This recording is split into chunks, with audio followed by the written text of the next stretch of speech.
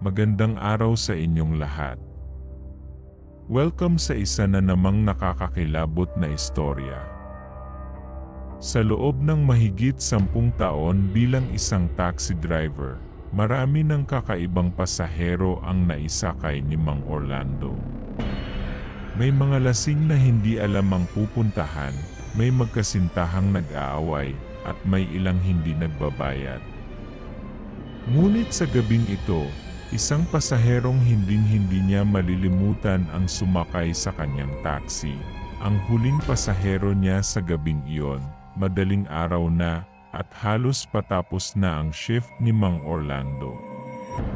Ang ilaw ng lungsod ay tila nagsasayaw sa ulan, kumikinang sa basang kalsada, habang ang malamig na simoy ng hangin ay pumapasok sa bintana ng kanyang taxi.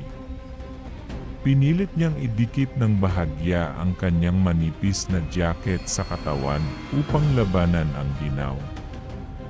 Pagod na siya, ramdam niya ito sa bigat ng talukap ng kanyang mga mata at sa hapdi ng kanyang likod na buong magdamag na nakasandal sa upuan. Ngunit naisip niyang isang biyahe pa bago umuwi. Kahit papaano, makadadagdag ito sa kanyang kita. Nang makarating siya sa isang madilim na kanto malapit sa lumang simbahan, napansin niyang tahimik ang paligid. Wala ni isang tao, tanging ang tunog ng patak ng ulan sa bubong ng kanyang sasakyan ang maririnig. Napatigil siya nang may makita siyang isang babaeng nakatayo sa gilid ng kalsada. Nakaputing damit ito, mahaba ang buhok, at tila nanginginig sa langit.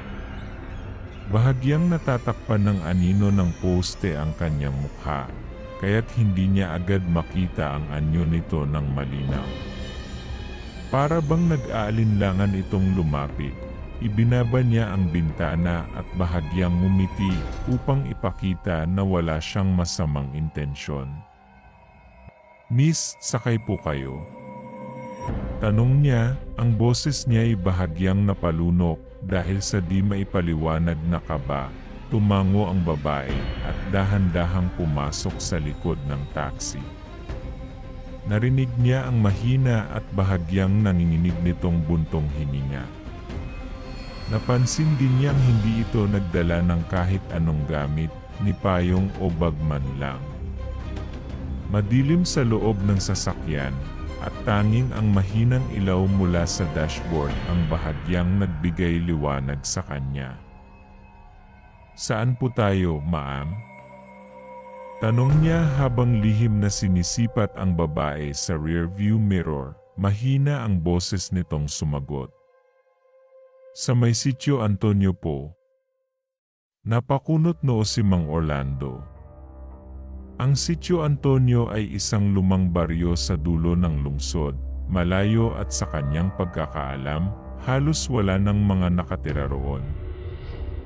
Naramdaman niyang bahagyang lumamig ang hangin sa loob ng sasakyan, dahilan upang mapailing siya at i-adjust ang aircon.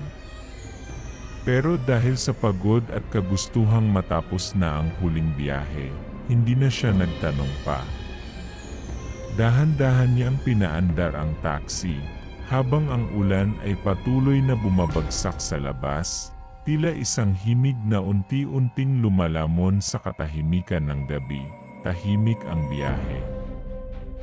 Tanging ang mahinang ugong ng makina at ang patak ng ulan sa windshield ang maririnig. Ramdam ni Mang Orlando ang bigat ng talukap ng kanyang mga mata, kaya't panay ang pagkurap niya upang hindi antukin. Minsan ay idinidiin niya ang pagkakahawak sa manibela, pilit na pinapalakas ang kanyang focus. Ngunit nang minsang tumingin siya sa rearview mirror, napabalikwas siya sa gulat. Wala na ang babae, napalakas ang tibok ng kanyang puso. Mabilis siyang napalingon sa likod. Halos mabangga ang manibela sa biglaang pagliko.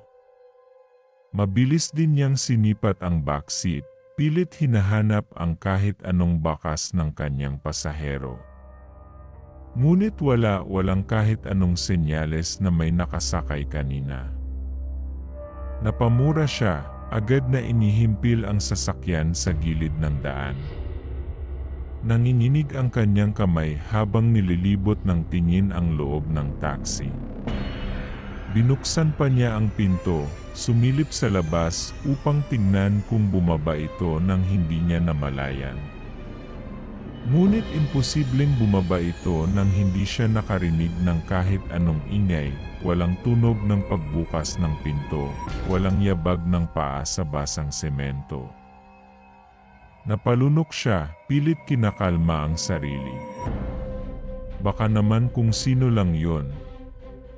Prank lang siguro, bulong niya, pilit hinahamon ang takot na unti-unting gumagapang sa kanyang katawan. Huminga siya ng malalim, pinilit isantabi ang kaba, at muling pinaandar ang taxi. Siguro'y pagod lang siya. Siguro'y guni-guni lang ang lahat. Pero nang bumaling siya sa rearview mirror, muntik na siyang mapasigaw, dahil hindi lang basta bumalik ang babae sa likod. Ngayon, nakaupo na ito sa tabi niya. At sa pagkakataong ito, malinaw niyang nakita ang kanyang mukha, maputla, walang bakas ng dugo, at nakatitig sa kanya ng diretsyo, walang imik, nanigas ang buong katawan ni Mang Orlando. Ramdam niya ang malamig na pawis na dumadaloy sa kanyang sentido. Habang ang kanyang mga daliri ay mahigpit na nakapulupot sa manibela, nanginginig. Tila biglang lumamig ang loob ng taxi, hindi na ito ang dating ginaw na dulot ng aircon o ng ambon sa labas. Iba ito. Mas matalim.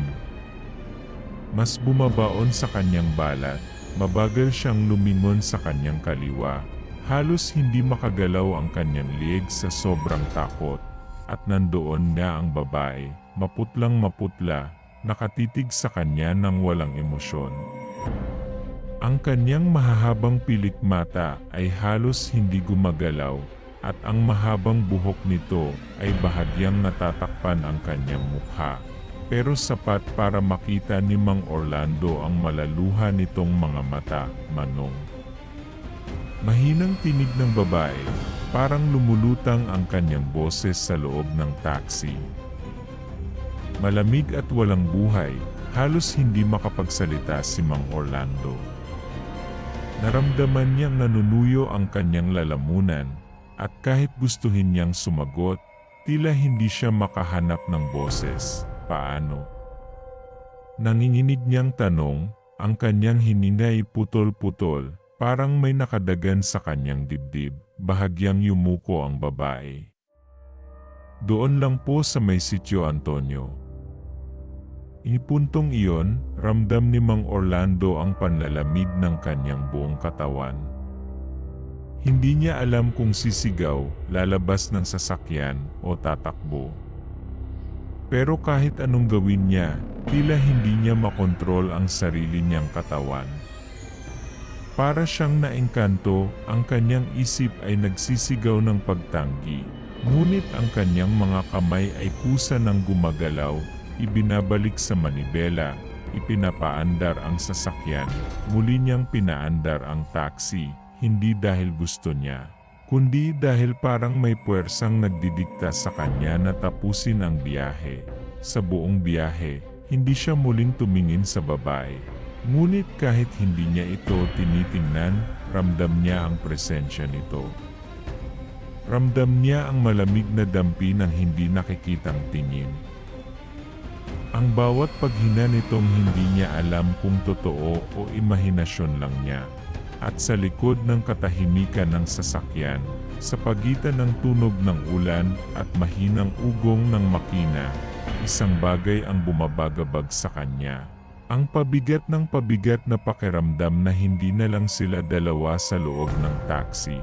Pagdating nila sa Sitio Antonio, mas lalong lumakas ang ulan. Ang malalaking patak nito ay bumabagsak sa bubong ng taxi, lumilikha ng tunog na parang lumuluhang bulong ng hangin. Lalo pang lumapot ang dilim sa paligid, at tanging ang mahihinang kidlat sa malayo ang nagbigay ng panandaliang liwanag sa daan. Wala nang mga bahay doon, tanging lumang sementeryo na lang ang nakatayo. Ang mga nadurog na lapida ay bahagyang natatakpan ng gumagapang na damo. Ang mga nagkukulubang puno ay animoy mga patay na daliring nakabaling sa langit. Parang mga aninong nagmamasid sa kanila, hindi pwedeng dito. Nanginginig na sabi ni Mang Orlando, ang kanyang tinig ay halos hindi na niya makilala. Bakit mo ako dinala dito? Mabagal, marahan, unti-unting lumingon ang babae sa kanya. Sa unang pagkakataon, nakita niya ng buo ang mukha nito at muntik na siyang mapatakbo palabas ng taxi dahil walang mata ang babae. Puro kadiliman lang ang nasa loob ng mga mata nitong walang buhay, parang dalawang butas na humihigop ng liwanag, walang emosyon, walang kaluluwa. Ang kanyang mga labi ay bahagyang nakangiti, ngunit hindi yon ngiti ng isang buhay na tao, Manong.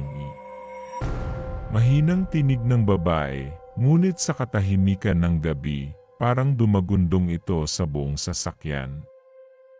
Matagal na po akong nawala.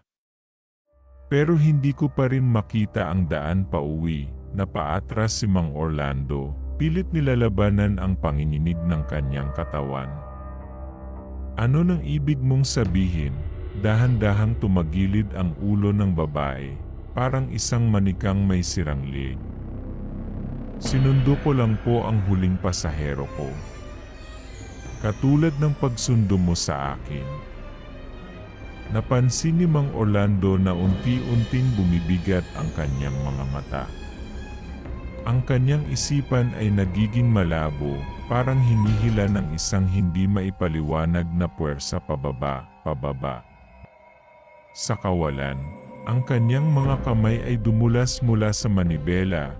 Ang kanyang huling pagsinghap ay kasabay ng patuloy na pagpatak ng ulan. Paumanhin po, Manong. At bago siya tuluyang nawalan ng malay, narinig niya ang huling bulong ng babae.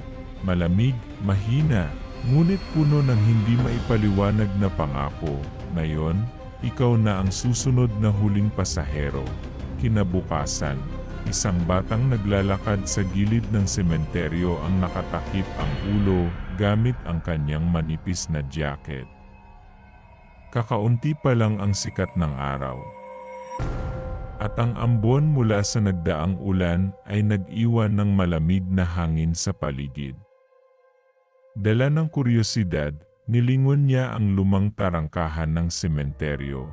Karaniwan na niyang nadadaanan ito, ngunit sa araw na iyon, may bumagabag sa kanya. Sa hindi kalayuan, isang taxi ang nakaparada sa tabi ng kalsada, tila iniwan sa gitna ng kawalan. Basa pa ito sa ulan, at ang bintana ay bahagyang nababalot ng hamog, napahinto ang bata. May kung anong puwersang nagtulak sa kanya upang lapitan ang sasakyan. Dahan-dahan siyang lumapit, ang kanyang mga yabag ay marahang lumulubog sa putikang daan. Nang sumilip siya sa loob, nanlaki ang kanyang mga mata. Dahil sa driver's seat, nakasandal si Mang Orlando. Pikit ang mga mata, maputlang maputla, at wala ng buhay. Ang kanyang mga kamay ay nakapatong sa kanyang kandungan, tila payapang natutulog. Ngunit ang kulay ng kanyang balat ay malamig na abo, napalunok ang bata, nanlalamig ang kanyang kamay sa kaba. Ngunit ang mas lalong nagpabalot ng takot sa kanyang dibdib ay ang nakita niya sa salamin ng taxi. Isang bakas ng kamay, malinaw, basa, at tila mula sa isang babaeng humawak doon bago tuluyang naglaho. Napalunok ang bata, marahang umatras. Ramdam niya ang unti-unting pagbilis ng tibok ng kanyang puso, at bago siya tumakbo palayo, sa isang iglap, tila narinig niya ang mahina at malamig na bulong na sumabay sa ihip ng hangin. Ngayon, ikaw na ang susunod na huling pasahero.